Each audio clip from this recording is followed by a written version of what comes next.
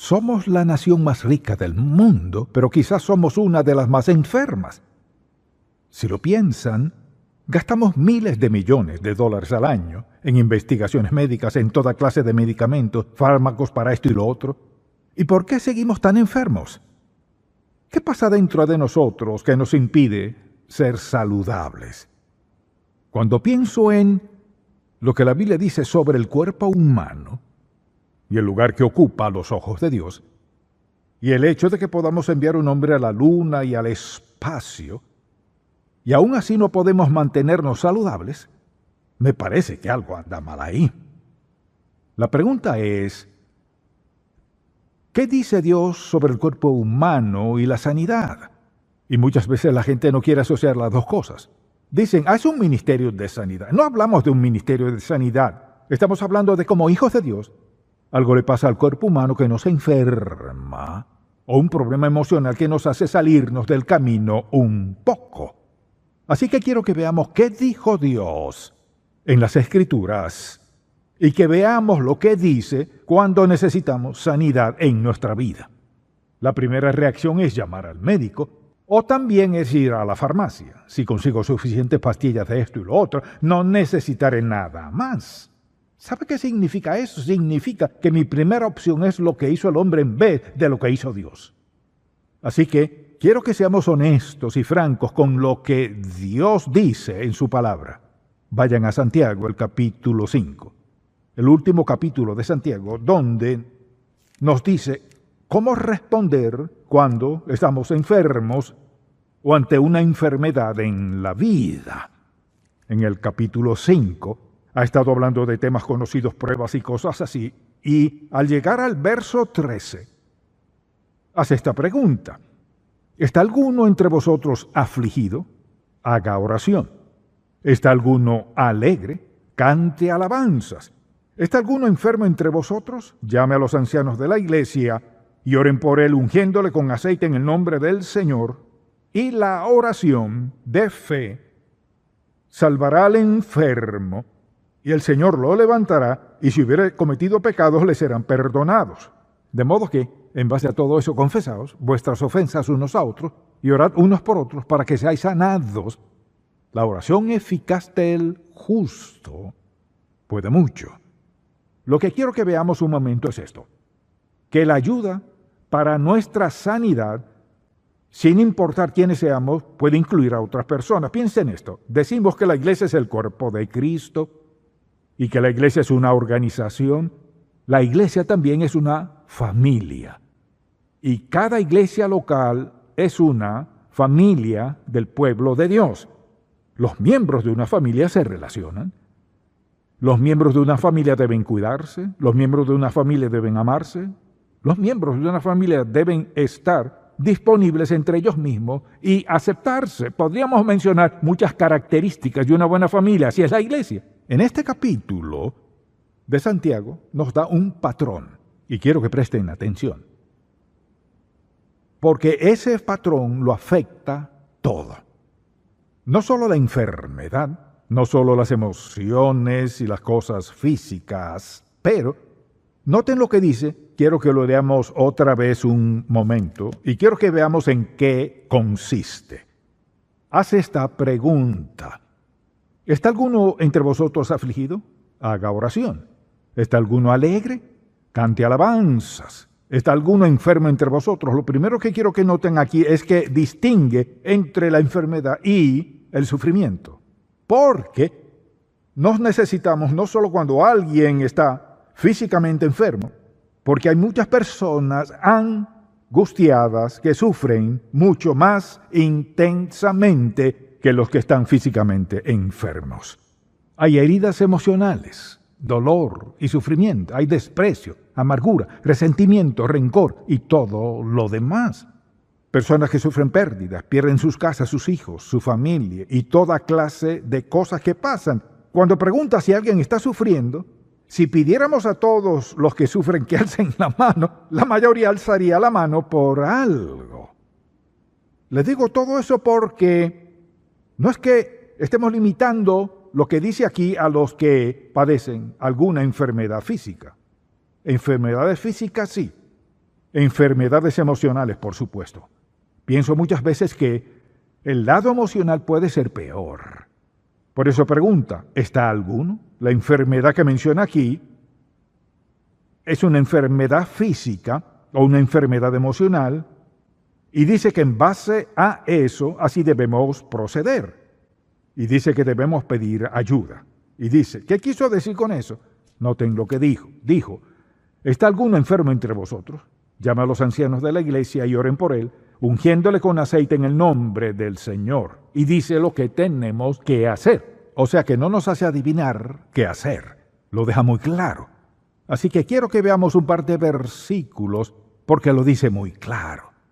Dice, deben tomar estas medidas. Dijo, llame a los ancianos de la iglesia y oren por él. Vean esto. El anciano no llama a la persona. La persona llama al anciano de la iglesia. Por ejemplo, si usted se enferma y quiere que alguien ore por usted, no espera a que alguien suponga que está enfermo. Dice, llame a los ancianos de la iglesia y oren por él, ungiéndole con aceite en el nombre del Señor. ¿Qué tiene que ver el aceite con esto? Alguien pregunta, ¿el aceite sana? No, el aceite y la oración. Es la oración, es lo más importante aquí, no el aceite. Aunque el aceite simboliza la presencia del Espíritu Santo en algunos pasajes.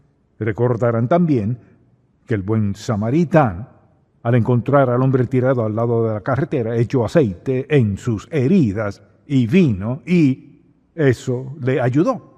No tenía muchas opciones de ayuda, pero esas dos cosas sí le ayudarían. O sea que debemos ungirlos con aceite. No tiene nada de mágico. Es un símbolo. Es una indicación, un recordatorio. Únjanlos con aceite, dijo él, y dice que lo hagamos en el nombre del Señor. O sea, haga esto obedeciendo a la voluntad de Dios y la palabra de Dios, demostrando que confiamos en el Espíritu Santo para que obre en su cuerpo físico o en sus emociones, en lo que esté pasando en su vida. Después dice, y la oración de fe salvará al enfermo, y el Señor lo levantará, y si hubiere cometido pecados le serán perdonados. La parte más importante de esto es aquí, porque estamos hablando de lo que hace la diferencia. No es el aceite, es la oración. Ahora, quiero que piensen en esto. Digamos que está enfermo y quiere que los ancianos vengan a su casa a orar por usted. ¿Qué clase de personas quiere? Seguro quiere personas que creen que Dios escucha y contesta las oraciones. Quizás tenga sus criterios y piense, quiero personas conocidas, personas que sé que conocen la palabra de Dios, que llevan una vida santa y cosas así. Pues Él los deja muy claro, sin lugar a dudas.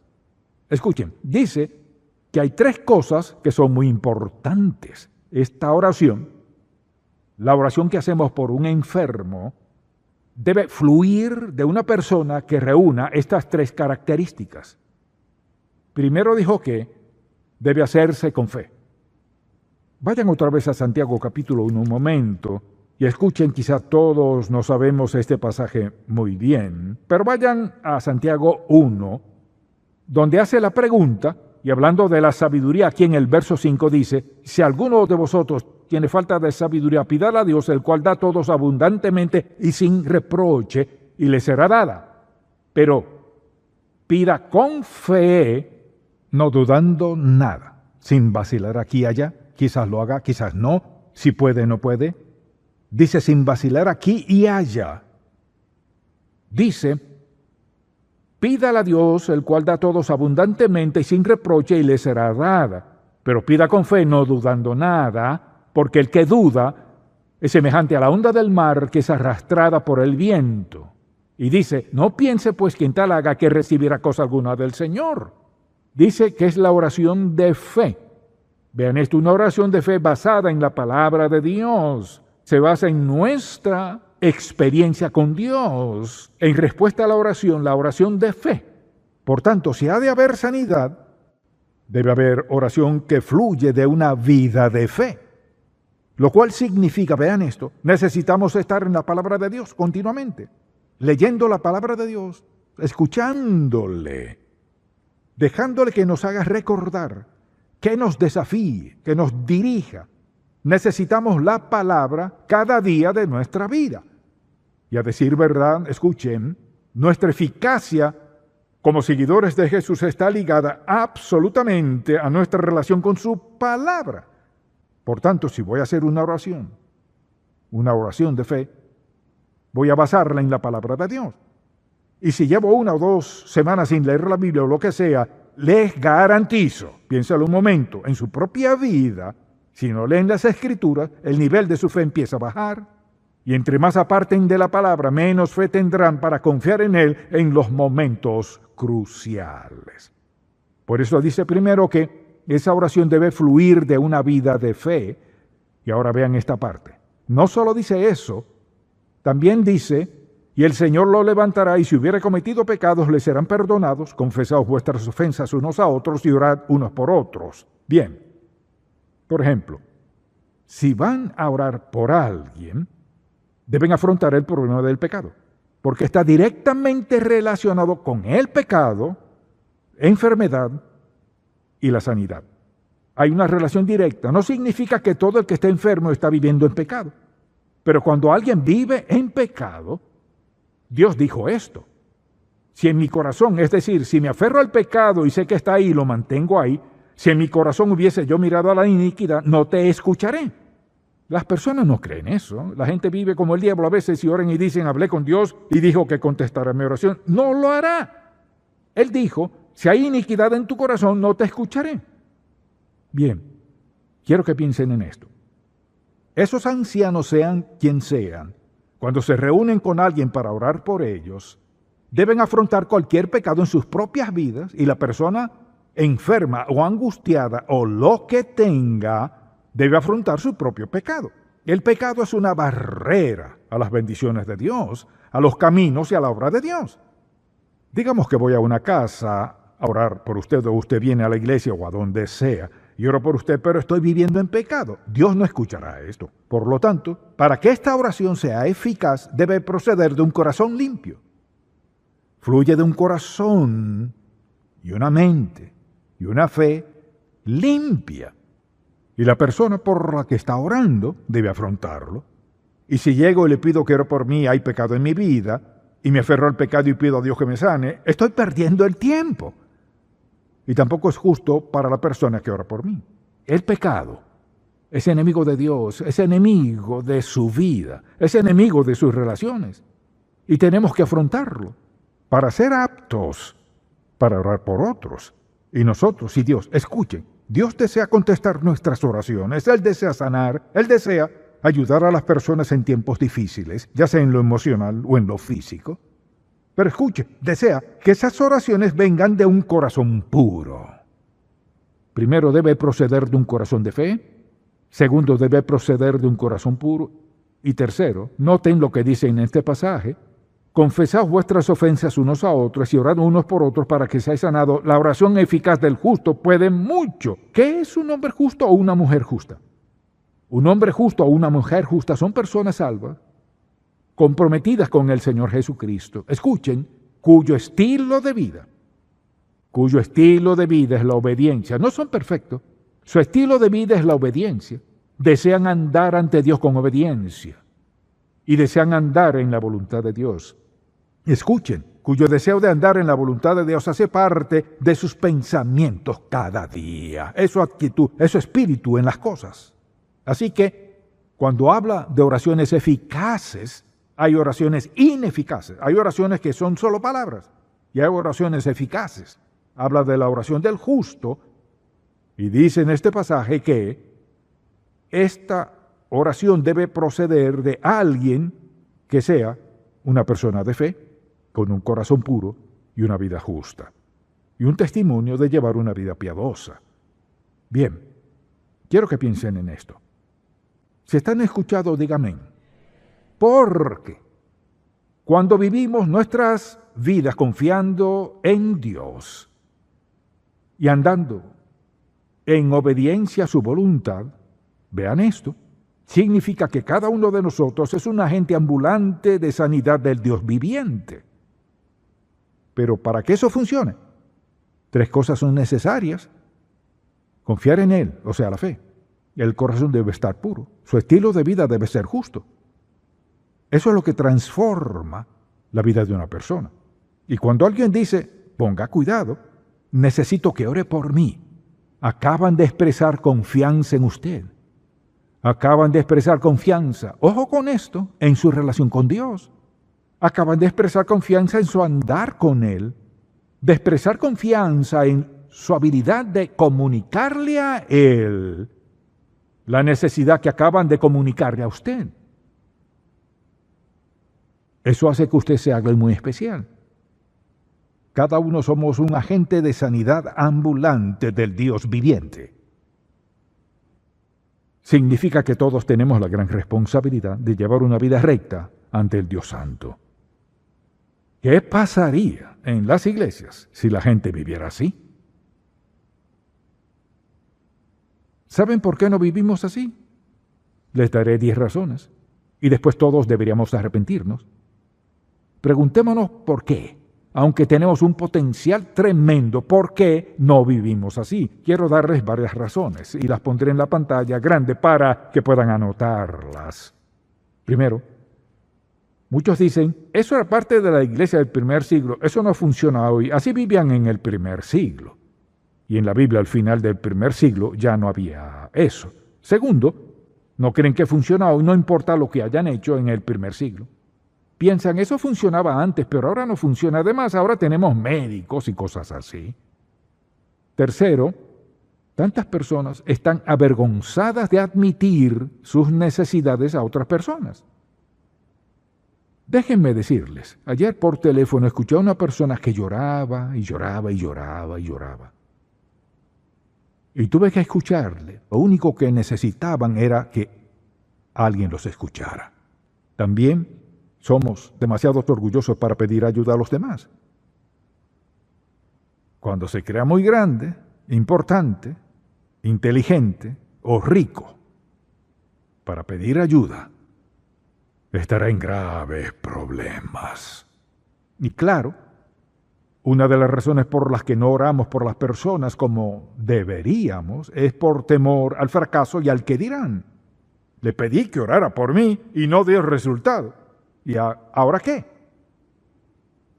Hay mucho orgullo envuelto en todo esto y también nos da vergüenza confesar nuestros pecados a otros. No quiere decir que digamos a todos hice esto y aquello, pero debería haber a alguien, alguna persona de confianza. También estamos tan envueltos en nuestras propias necesidades que no tenemos tiempo. Estamos tan ocupados con lo nuestro que no hay tiempo para sentir lo que sienten los demás. Si no podemos sentir lo que sienten, no podemos orar por ellos seriamente. También alguien dice, no sé por qué, pero es que no puedo. Y es porque hay pecado en su vida. Saben que no tienen fe para creer que Dios pueda sanar a alguien o que pueda ayudarlos a superar algo. Además de las enfermedades, digamos que alguien pierde su casa. Están viviendo un momento emocional difícil. Las cosas iban tal como querían. Trabajaron duro, criaron a sus hijos ahí. En ese momento en la vida pensaban tener seguridad y de repente todo desaparece y no tienen nada. Es un tiempo penoso y difícil. Y lo que necesitan es ser escuchados, amados, atendidos, consolados.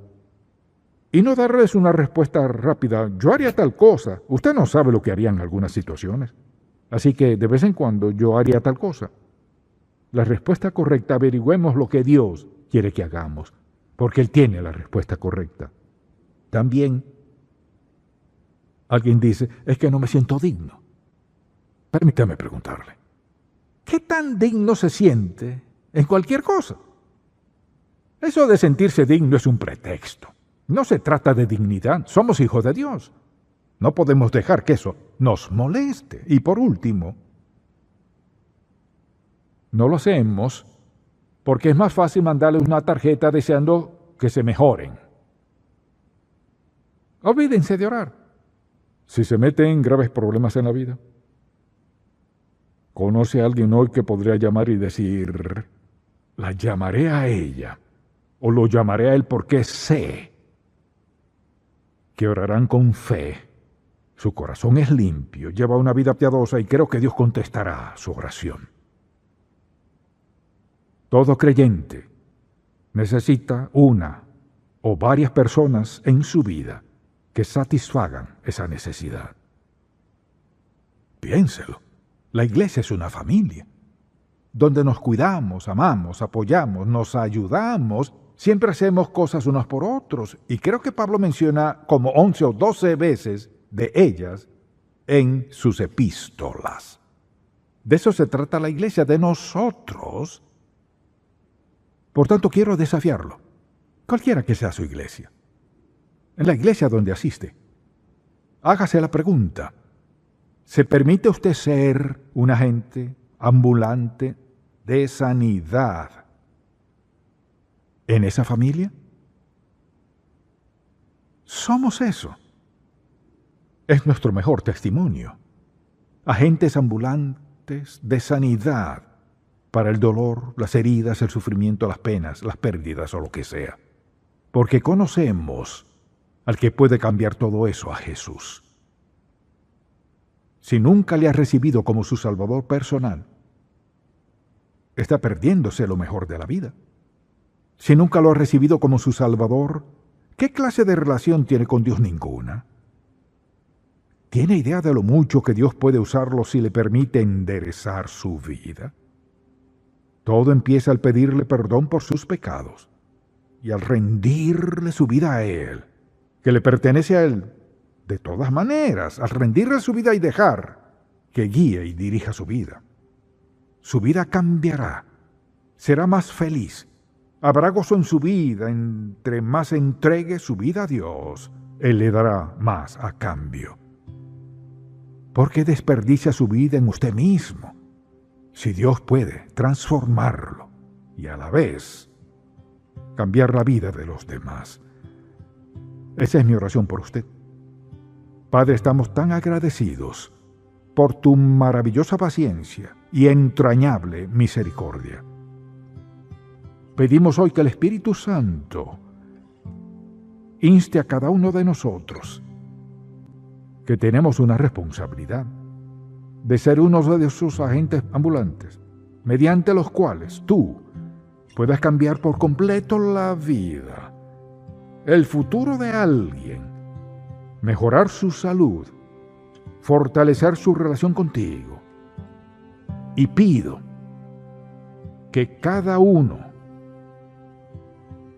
de nosotros decidamos estar disponibles para que nuestras oraciones sean como la oración que menciona Santiago: eficaz, ferviente, fuerte, sincera, que cambia